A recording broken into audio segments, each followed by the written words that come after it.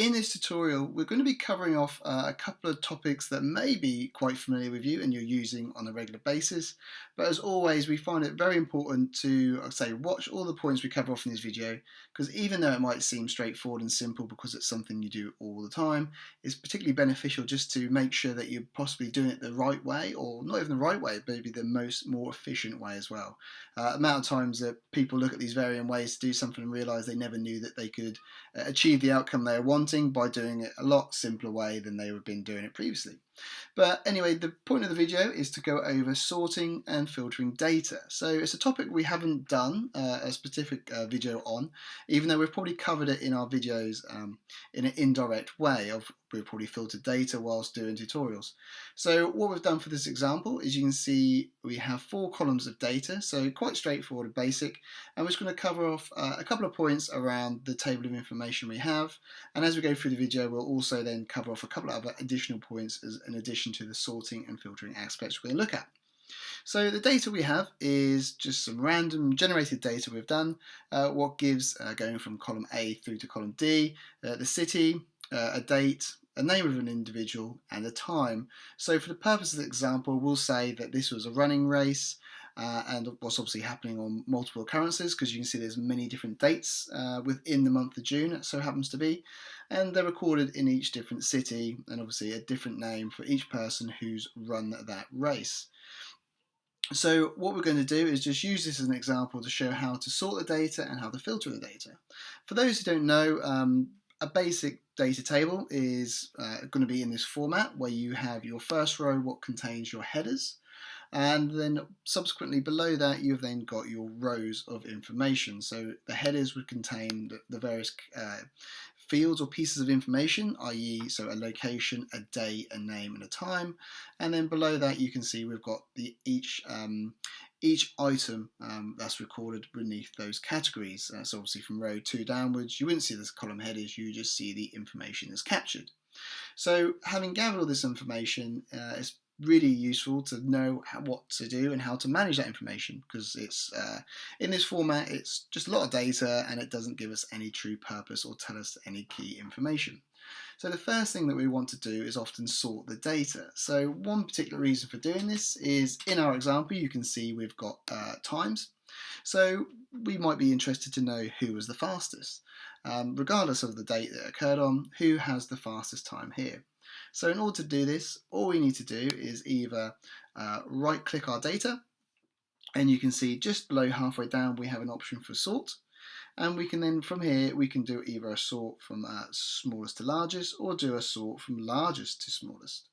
Alternative to doing that is rather than doing a right click, you could go into the ribbon at the top here, into your data tab, and you'll see that you've got the options of A to Z and Z to A here. So A to Z being the smallest to largest, and the Z to A being the largest to smallest. So we're just going to use these options here. And because we're looking for who was the fastest time, obviously we want to know what the smallest value was. So all we need to do is go A to Z. And you can see, you might just only just noticed it there, the data has now slightly changed and has been sorted to give us the fastest time. So we can see in row 2 we now have Tim. So on the 3rd of June this year in Birmingham, he scored a time of 1 hour, 2 minutes and 5 seconds. And you can then see subsequently thereafter all the other times that then came in the multiple places after first place. So that's how we can quickly sort that based on one piece of criteria. So I'm just going to undo that, and to undo, if you didn't know, again you've got this option at the bottom here, or at the bottom, sorry, at the top of your screen, we've got the arrow going to the left, what's undo, and we've got the arrow to the right, which if we didn't want to, having undone what I've just now done, if I decided actually I want it to come back, we can redo, which then puts it back to where we were. But nonetheless, we're going to undo that so we can have back to our same starting point. So this time we want to sort with 2 pieces of criteria. So I want to have this in date order. So column B will be in order from the smallest date to largest. So we'll go from the first to the whatever date was within that month, being the latest. And then to organise by the faster times recorded on each day. So counter to what you might believe, you might think, or we start with the date and then do the time. Actually, we're going to do this in reverse order. So we need to first filter our time, as we just did, and then we can filter column B. So in order to do that, and just to show you a different method, all we need to do is if we right click in column D, go down to sort, and this time we want to go sort smallest to largest. So you can see it's now back to where we were. And now we can go to column B, do another right click, and then sort. And this time we're going to go to oldest to newest. So obviously now we're working with dates. It's not a matter of smallest and largest, it's the matter of oldest and newest. So the oldest date being the oldest in time, going backwards, and the newest obviously being the most recent. So let's go oldest to newest. And you can see that that's now updated again. So if we just highlight this section here, we can see we've got 6 rows of data. So this is all on the 1st of June, and we can see that all of those times within the 1st of June have been organised from the smallest to the largest. So we've got the 1 minute or 1 hour, 2 minutes and 49 seconds through to the slowest time of 1 hour and 5 minutes and 23 seconds.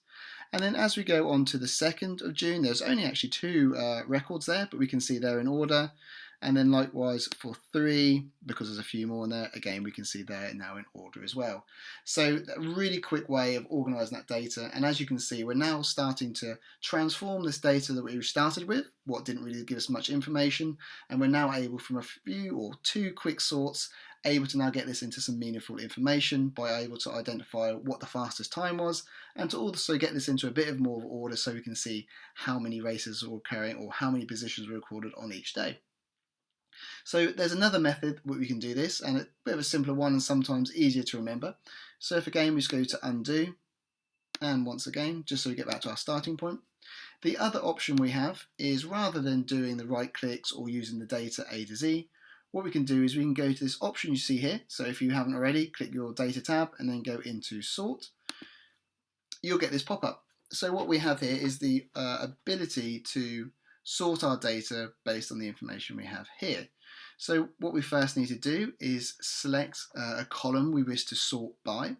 So if we were going to do the same example we just done, we don't need to do the reverse order now. We can do it in the sort of progressive order. So the first thing we want to do is order by date. That's the primary thing we want to do. And we want to go from oldest to newest. And then if we want to add a second piece of criteria, this is where we can now select time. And again, it's now going to be smallest to largest. So we've got those correct. If we wanted to add a third piece of criteria or a fourth, all we need to do is keep going that add level button to add more levels to add criteria. Or if we decide we no longer need them, just select the one you want to remove and you can go delete level and so on and so forth. And then obviously we can click OK, and then we receive the same result we just achieved by doing the right clicks into those boxes. So the other option we have is we also have the ability to sort by colour. So in order to do this, all we need to do is to, again, in this example, I'm going to show you how to do it using the tool we've just now seen. So we've got the sort option here, but you can achieve this by using the right click as well. So if we go into sort, you will get our dialog box pop up. And we're just going to remove these 2 levels that we had previously used here. So I'm just going to add a new level. And this time I'll go sort by column A, what's actually city. And this time, rather than having cell values, so this second drop down we've got here, we're going to go to cell color. And you can also do, if you had conditional formatting, or go on font color, but we're going to select cell color here. So all we need to do is go into this drop down here, and I've already predetermined or pre-added some color highlights to our data. So obviously you need to make sure you've done that in the first place. All we then need to do is select our desired color, and then for this, we're going to select where you want it to go. So you could either have it go to the bottom or go to the top. But for our example, have it go to the top. So having selected the colour and on top and click OK, you can see that all of the ones that have been highlighted yellow in column A have been now moved up to the top. So we've got them in rows 2 to 5. And we can also do an addition to that. So we can add on to that if we've got more colours. So we just need to add another level. And again, you can add this as many times as applicable. We then also can go back onto the city, change this to colour, and then the next one we want is we've got a blue colour on there as well, so we can go blue as well and change that to on top.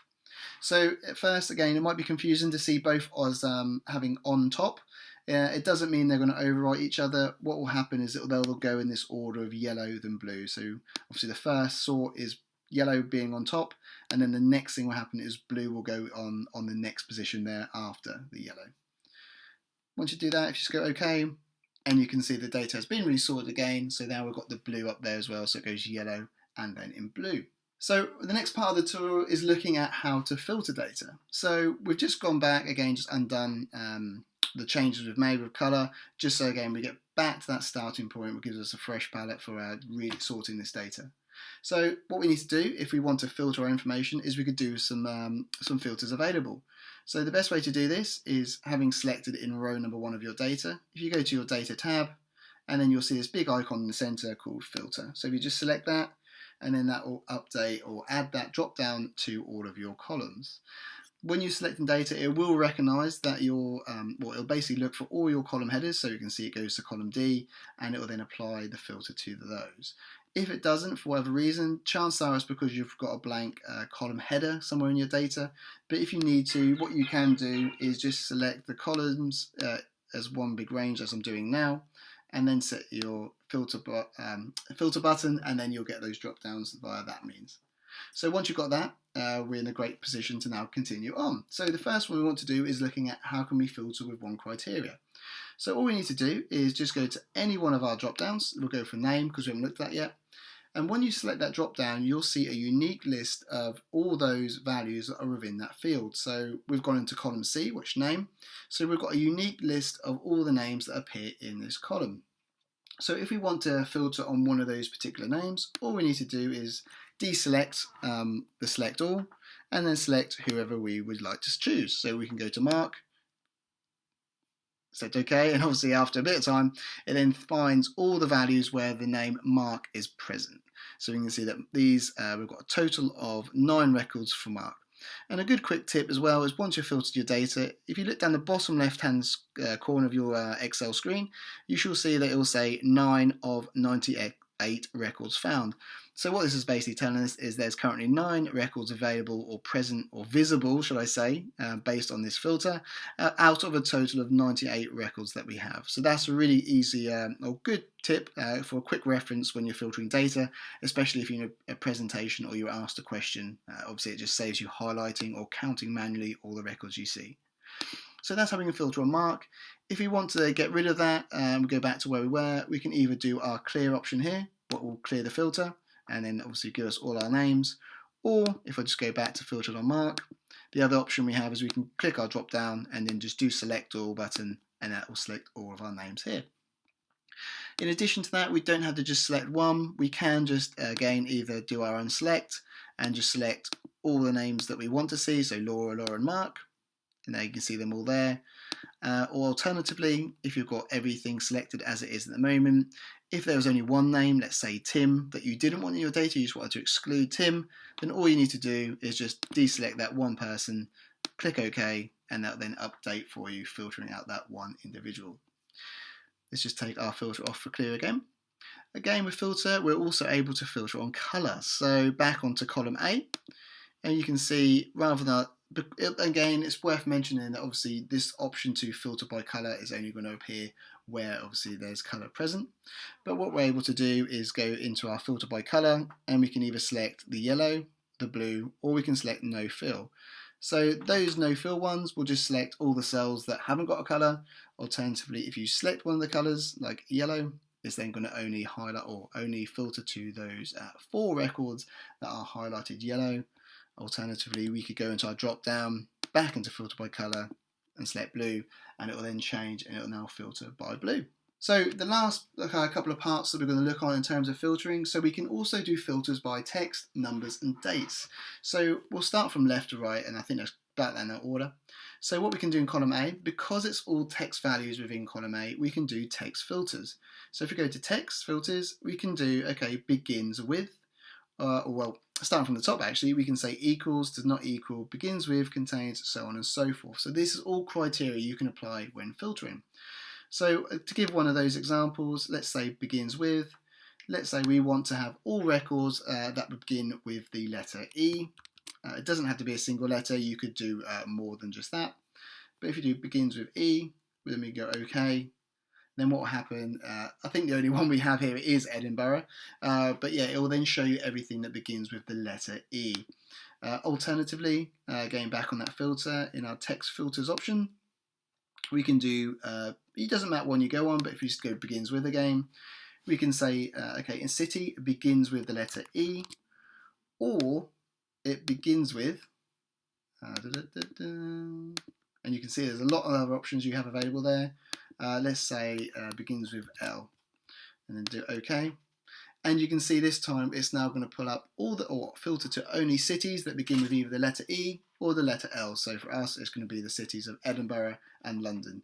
And there's various other options that you can play around with that, as you'll see with date and time.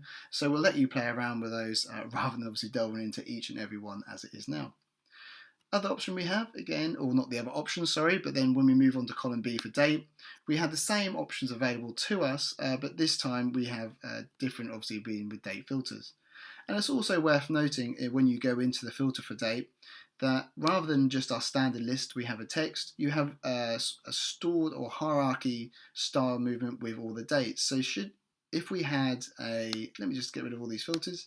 So you can see it condenses all of your dates into years, months, and then the date. So if you had lots of dates with various years on here, then all you need to do is you could filter down to the year and exclude one of those years. You can do the same with your month, so exclude whole months or include only months. And then you same with your days. So if you want to exclude any days, you just deselect or select only those that you're interested in. So that's just worth noting on that one. So in terms of the date filters we have here, you can see we've got lots of options available. So we've got like even things from tomorrow, today, yesterday, next week, next month, next quarter, next year.